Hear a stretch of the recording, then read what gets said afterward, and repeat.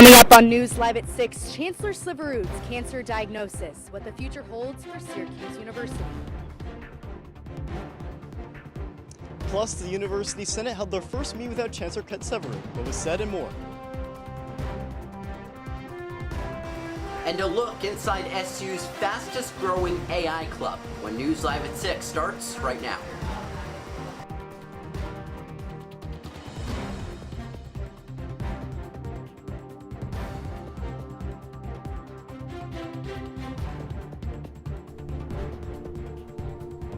Chancellor Sliverud made a somber announcement today. Thanks for joining us at 6. I'm Lauren Holdmeyer. And I'm Cora Mayer-Costa. We're bringing you team coverage tonight as we learn more about Chancellor Sliverud's cancer diagnosis. We're joined now by our Ben Ross and Tegan Brostrom live. We'll get to Ben in a minute, but we're going to Tegan first, who is live outside the Chancellor's house. Tegan, how does this announcement affect leadership at Syracuse and Sliverud's transition to Michigan? Cora and Lauren, in an email sent to the university community this morning, Chancellor Sliverud announced his brain cancer diagnosis. He also announced that Chancellor-elect Mike Haney will take over immediately. This announcement also comes as the University of Michigan was preparing for Chancellor Sliverud to have him be their upcoming president in a couple of months. So they are also mourning this announcement. The University of Michigan Board of Regents chair shares what is now going to be Chancellor Sliverud's new role.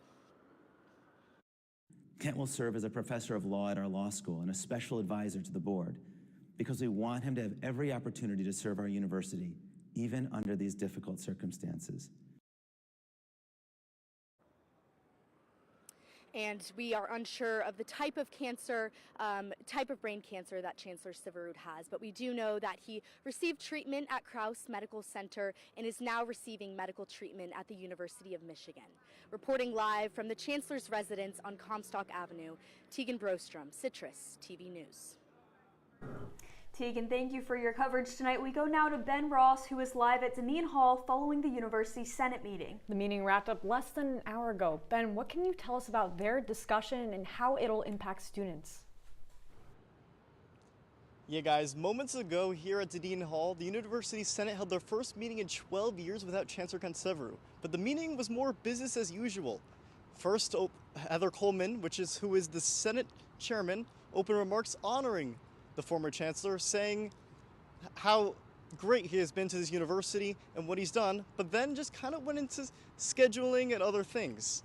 Then all of a sudden Provost Lois Agnew started speaking and giving her remarks and saying today isn't a day for business as usual, and honored the former chancellor. She sends her regards to Mike Haney, who says he will do great in the next role. In Syracuse, Ben Ross, CitrusTV News. Okay, Ben, thank you for those updates. And turning now to the weather, it was a pleasantly nice day on campus today, Cora. The sun was shining. It's starting to feel a little bit more like spring around here. Exactly. It's kind of beautiful. I mean, it started with rain, ended with sun. Our Kate Tannenbaum is here with more. Kate. Yeah, guys, it is certainly a hot one out there today. Right now, it's around 75 degrees, and it is sunny and beautiful out there right now. And these high temperatures that we're seeing are due to a high pressure system that is blowing over the entire Northeast, and certainly Central New York is in that mix as well. We can see these 74, 70, 71, even 77 degree temperatures down there near Binghamton and Elmira. And we know that these are unseasonably warm for this time of year, but we do know also that high pressure likely means an expectation of rain. We're going to be seeing thunderstorms later tonight, and those temperatures are going to drop down to around 60 degrees. Guys? Thank you, Kate. And with this warmer weather, it's also bringing outdoor seating at cafes for people like me who are going to want to sit outside. City Auditor Alexander Marion is reminding businesses they need to have a sidewalk cafe permit to have seating outside. Businesses can now use the city's online portal to submit applications. Marion says over half of sidewalk cafes in Syracuse were operating without permits last year. He says this adds to over half of businesses. Marion says he will recommend the city to shut down all businesses operating without proper permits. Democratic legislatures in Onondaga County are proposing more transparent donation rules. The law will call for a repeal of the prior exemption to the donation law and requires all fundraising groups to meet the same standard. It will request more detailed reports that won't be available to the public, and the legislature will not accept any additional funds to the aquarium project. County legislatures say the $5.7 million donated to the aquarium project was paid for secretly.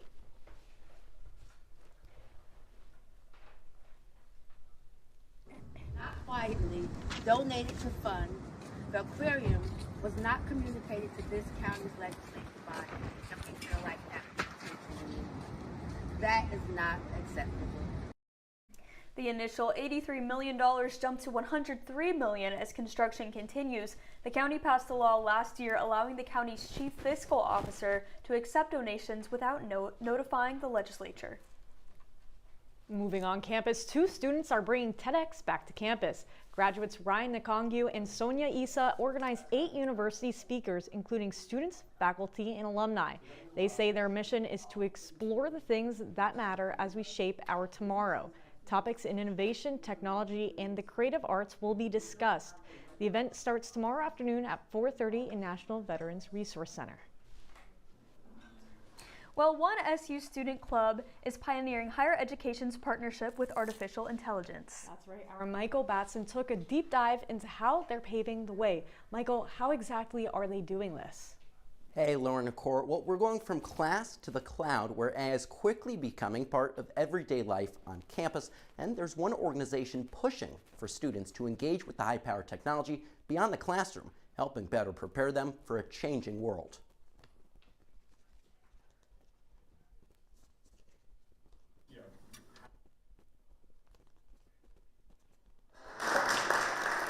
Four premieres and 2 classic shows are making their way to the Landmark Theater for the 2026 to 2027 Broadway in Syracuse season.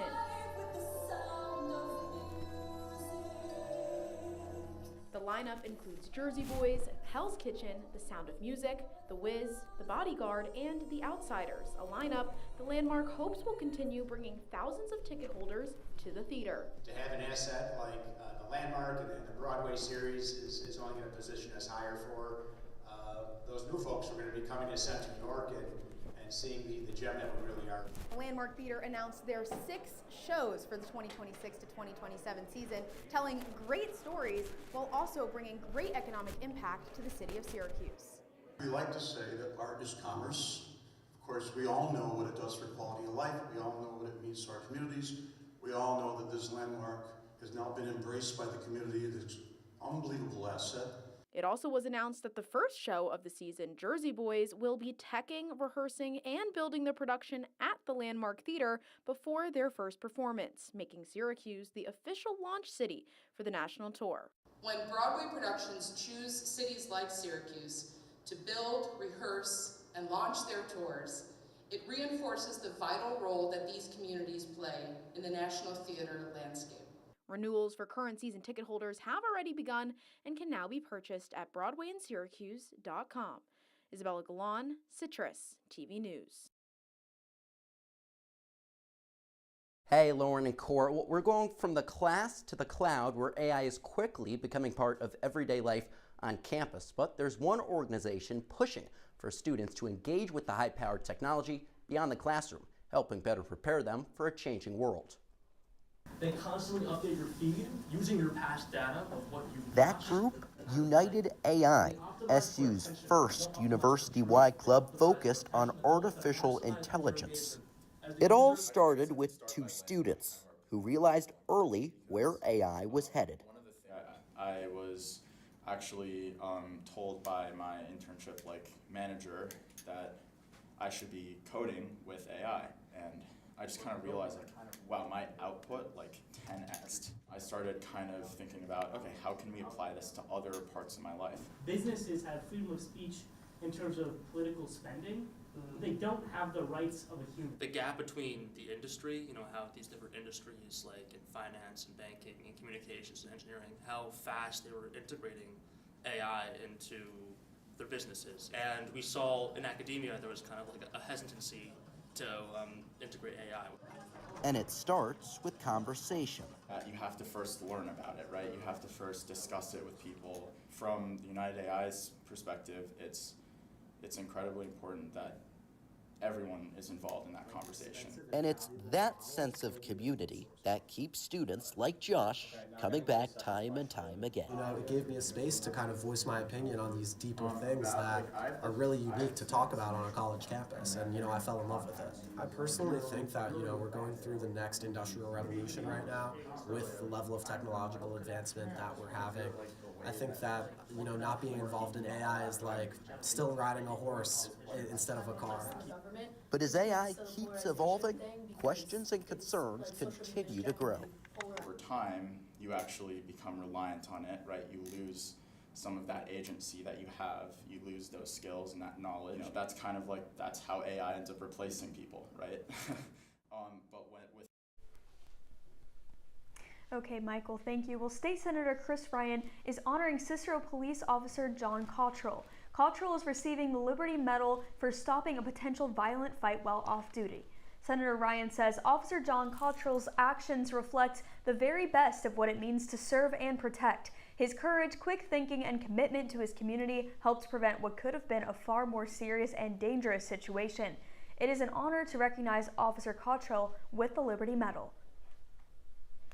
And the city of Syracuse is adding a roundabout near campus as part of the I-81 viaduct project. The roundabout will be at the corner of Van Buren Street and Renwick Avenue. Now, this is at the bottom of the hill near the dome. The city says the roundabout will help traffic flow and bring I-81 down to street level, as you can see in this picture right here. A railroad bridge over the roundabout will also be built with a bicycle lane and crosswalk. The speed limit will also decrease from 55 miles per hour to 30. The state DOT says drivers should expect closures on Van Buren and Almond Streets until November this year. Governor Kathy Hochul is announcing record levels of funding for organizations at risk of hate crimes. This funding comes from the state Securing Communities Against Hate Crimes program. The new state budget is doubling the existing $35 million available. Funding can be used for outside or inside improvements. This includes locks, alarms, fences, and more. Hochul says she wants to see New York remain a safe haven for all amid ongoing conflicts in the Middle East. When people leave their homes, that they will feel safe from harassment, because it is not a hypothetical, it is happening. It has happened. The program is expected to fund up to 280 projects this year. And up in Baldwinsville, family-owned Central New York Staple is closing its doors indefinitely. Abbott Farm says a lack of staff pushed the farm into making this unprecedented decision. The closure was announced in a Facebook post where the farm described the shutdown as temporary.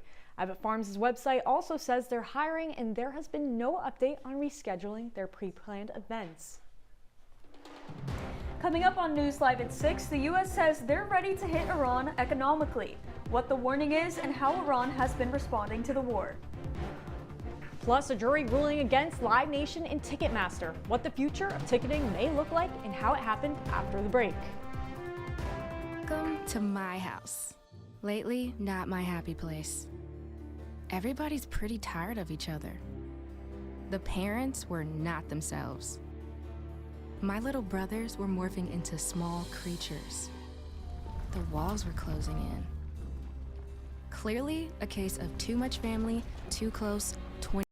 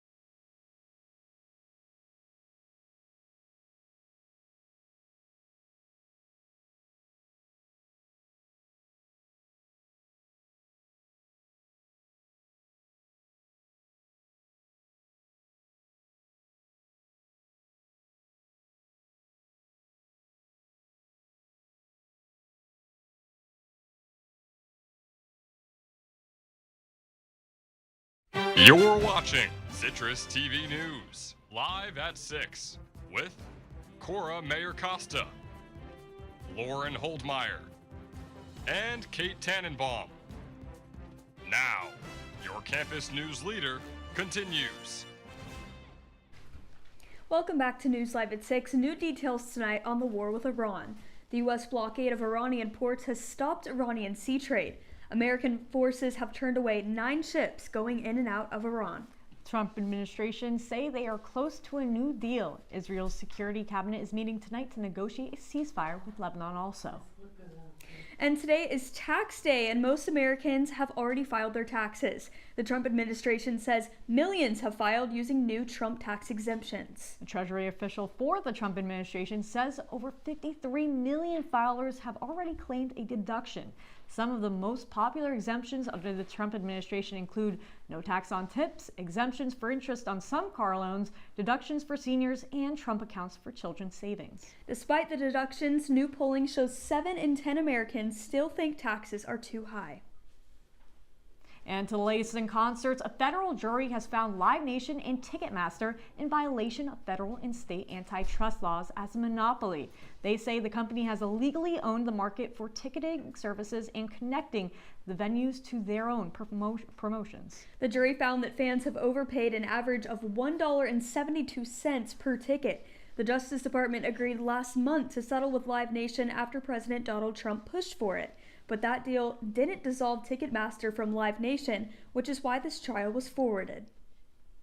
And also settling in court is popular gaming platform Roblox.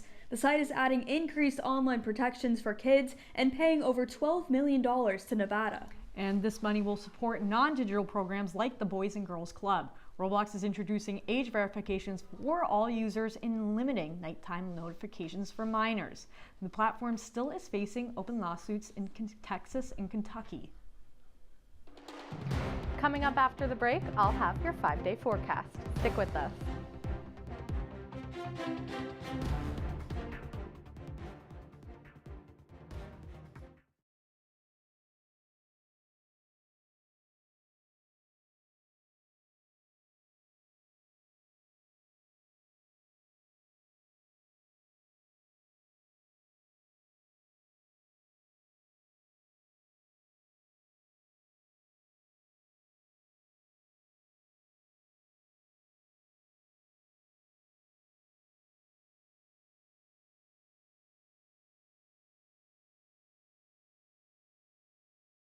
Recognized a sign, not from the gods or a bolt of lightning, but from a double heart, a kissy face, and a fourth ha in ha ha ha.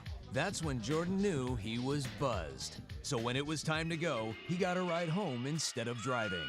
Be a legend like Jordan. Recognize your buzzed warning signs and get a ride home. Buzz driving is drunk driving.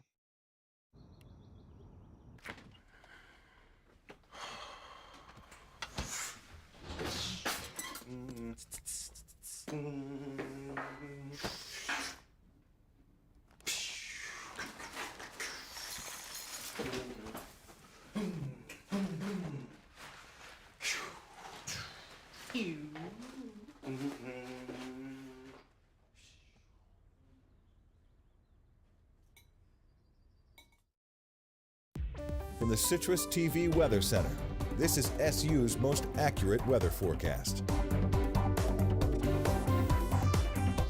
Welcome back into News Live at 6. We're taking a look at your 5-day forecast. Tomorrow we are going to see some showers in the afternoon, but it's going to be really warm with a high of 80 degrees and a low of 54. And that warmth is going to stick around Friday and Saturday with a high of 62 on Friday and a low of 49, and Saturday a high of 82 with a low of 40. But then unfortunately on Sunday that cold is going to start coming back with a high of 45 and a low of 30, and we are going to be seeing some showers in the morning on Sunday as well. But then Monday it's back to being partly cloudy with a high of 40 and a low of 27.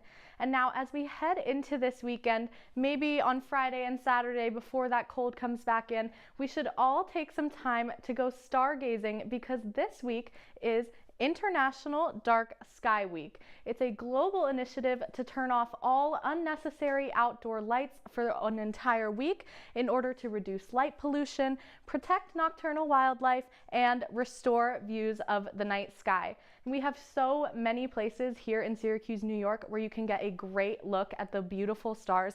Here are some options. You could go to Darling Hill Observatory in Tully, New York. You can go to Onondaga Lake Park, or of course you can go to Beacon Skip Apple Orchards. Guys?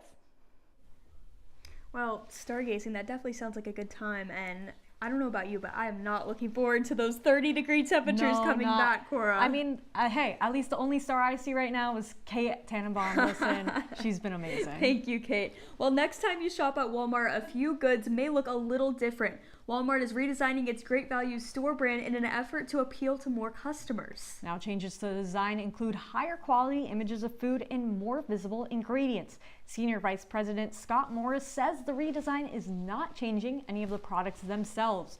The redesign comes with a rise in shoppers using store label brands instead of the national labels to try and save money.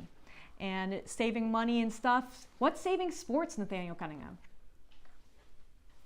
Yeah, well, thanks, guys. Despite the season not being over, Syracuse lacrosse now has a couple professionals on their roster. Stay tuned to find out more.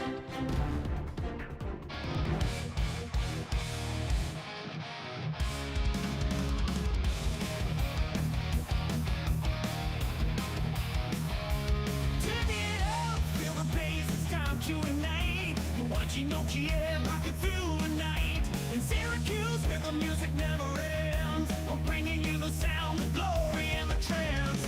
From classic hits to the brand new sound. OT is the heartbeat of the underground. With every riff and every scream, we're turning your living room into a rocking dream. You're watching OT and let the thunder roll. Hard rocking rhythms that will shake your soul. On the stage to your screen, we bring the fire. OTN television takes you higher. The crowd's going wild. Syracuse vibes with a rebellious style. Locals are legends, they all take a stand in the world.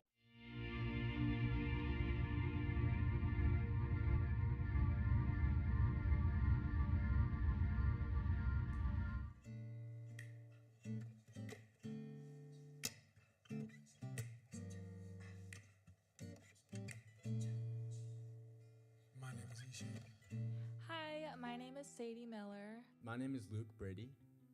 I go by St. Luke.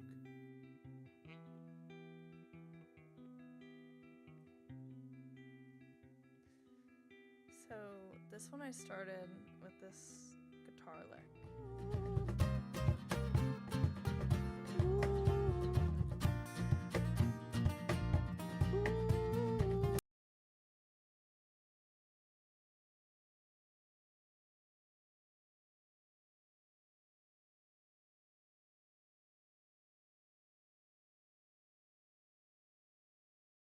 CitrusTV Sports Report. What's better than playing lacrosse in college? Doing it as a job. Welcome to sports. I'm Nathaniel Cunningham. Last night in the Premier Lacrosse League's collegiate draft, 5 different Syracuse men's lacrosse players were taken to play in the sport professionally. That marks the most in a single draft for Syracuse ever. Attackman Joey Spallina and Michael Leo both went in the first round. Spallina is just 1 point shy of tying Syracuse's program record in points, while Leo will now be coached by Spallina's father, Joe, in the big leagues. Then Billy Dwan and Luke Roa went quickly in the second round as 2 of the best shooting defensemen and midfielders in the country, respectively. Then right as the draft was about to finish, Dante Brown was scooped up as an elite short-stick defensive midfielder in round 4. All 5 of SU's players will look to make an immediate impact when the PLL regular season starts on May 8th. But before that, they must focus on the final regular season home matchup of their collegiate careers against Colgate on Saturday. Face-off is at 5.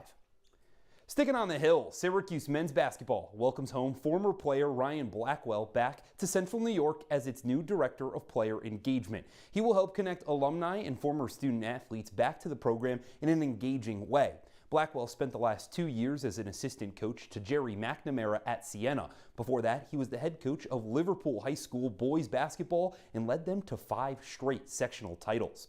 Over to the Diamond, Syracuse softball is in the midst of a doubleheader, and Game 1 was an immediate success. SU beat Colgate 1-0, large in part to pitcher Madison Knight. The senior threw another complete game while striking out a season-high 9 batters, and she did it all with under 100 pitches. Knight was also responsible for the only run Syracuse scored in an RBI double. The Raiders also actually out-hit the Orange 5-4, but they just could not score the rest of them. Colgate has a chance to make something happen in Game 2, though, but Syracuse is up 4-0, large in part to Madison Knight, who hit a home run in the bottom of the 5th. Syracuse added another 3 on thanks to a home run from Kendall Gahn. Syracuse has kind of dominated Colgate as of late. They're looking to do the same thing in the final 2 frames.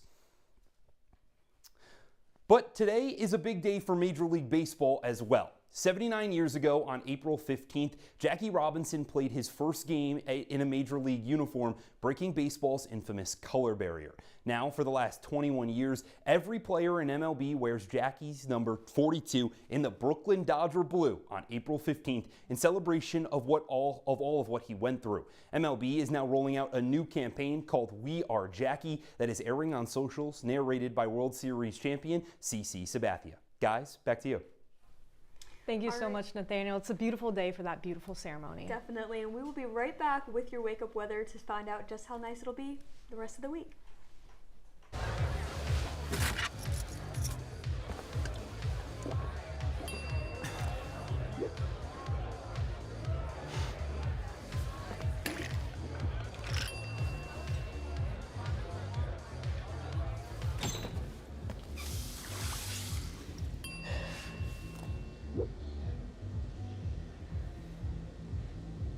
If you need to do something to feel okay to drive, you're not okay to drive.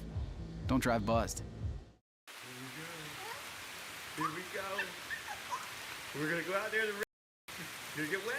All right, here we go.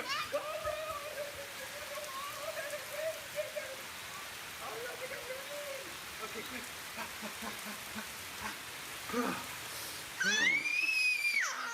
Oh yeah, yes.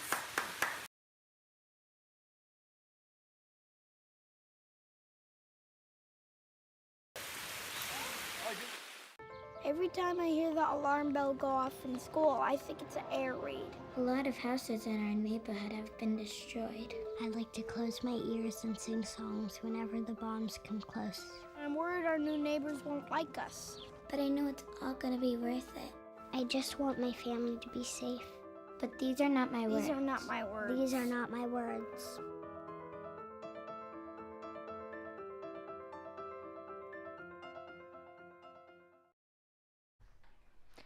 Welcome back. We're taking a look at your wake-up weather now. Now at 9 a.m. tomorrow, it's going to be around 65 degrees, and those temperatures are just going to keep climbing throughout the morning, getting all the way up to 75 degrees by noon. But hopefully it should be a pretty dry morning because that rain isn't supposed to start until after 4 p.m. Hopefully you won't need your umbrella for your morning commute, but then by 6 p.m. it's going to go down to 72, and those storms are going to continue for the rest of the day. Guys? Thank you so much, Kate. Now that rain does make me want to stay in, and with the warmer weather, I'm kind of looking for something to cool down, and luckily soft serve margaritas are currently trending on social media as a new frozen cocktail. Sounds pretty good, Cora. The two central New York spots are getting on it. Margaritas in Mexican Cantina downtown and Boom Boom Mex Mex in Camillus are selling the slushy treat. Cora, are you going to head to one of these to try a soft serve margarita? Oh, 100%. I'm very excited for their fruity flavors. I feel like it's just going to be exactly what I need, especially you saw Kate's weather, 70 degrees. Come on. Sounds perfect for a margarita slushie. And I don't know if you've seen the pictures of them online, but they're beautiful. Honestly, they look even better than soft serve ice cream, in my opinion. Oh my gosh, it's better than ice cream. Yes, it's margarita. And you know it is margarita season, so we'll have to stop by and get us listen, one. we're both 21. It works. Maybe after the show tonight, we'll be there. Well, that's CitrusTV News Live at 6 for this Wednesday. Don't forget, you can follow us on X and Instagram at CitrusTV News. Now for the entire team, I'm Cora Mayer-Costa. And I'm Holdmeyer. Have a wonderful evening. Hopefully you can get a margarita.